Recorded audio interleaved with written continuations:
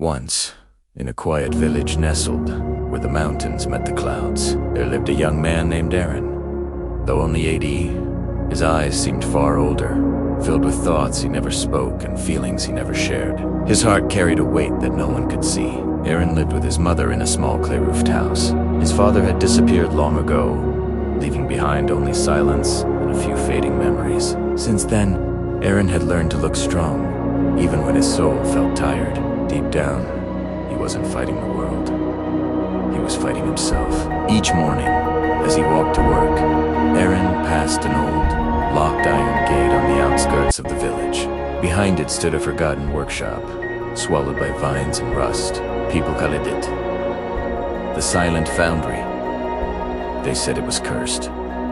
But Aaron always stopped to stare. Something about that place felt strangely familiar, as if it whispered to him. One evening, when the sky burned gold and the air turned cool, Aaron paused at the gate again. The world was quiet except for the soft hum of crickets. It whispered, "Why do I always feel trapped? Why can't I move forward? Why does my fear never leave me?" A calm voice answered from behind him. "You're not trapped, Aaron. You just forgot that you hold the key." Startled, Aaron turned. On an old stone bench sat an elderly man with a wooden cane. His face was gentle, his eyes deep and steady like still water. "The key?" Aaron asked softly. The old man smiled. "The key to your own chains. Fear, guilt, doubt. You didn't choose it then, but you still carry them." Aaron frowned. "I want to let go, but I don't know how." The man nodded. "Then come back here tomorrow morning. I'll show you."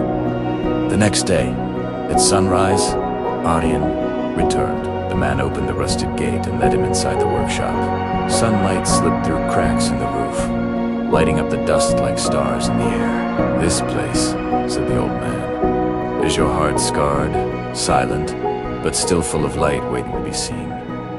He handed Aaron a thick, rusty iron chain. "Carry this," he said. "Walk to the other end. Don't stop." Aaron gripped the chain and began to walk. It was heavy, painfully so. His arms burned, his shoulders screamed, but he kept going. After a while, his breath came in short gasps. "Now," said the old man quietly, "let it go." Aaron opened his hands. The chain crashed to the floor with a metallic echo that filled the hall. A sound of release. Suddenly, his body felt lighter. His heart, too. The old man smiled. "That is how freedom feels, Aaron. You can't fly if you refuse to drop what breaks your wings. Pain is real. Fear is real. But they're meant to be faced, not carried forever." Tears blurred Aaron's vision. For the first time, and the walls he'd been trapped inside were never real. They lived only in his mind. That day, he walked out of the Silent Foundry a new man. The mountains looked taller, the sky bluer, the air freer. The chains were gone. From then on, Aaron promised himself to never let fear decide his future, to never let pain define his worth, and to always move forward, even when it's hard. Because true strength isn't about never breaking, it's about learning how to rise again and again. So, if you ever feel stuck, remember this: your chains are not forever.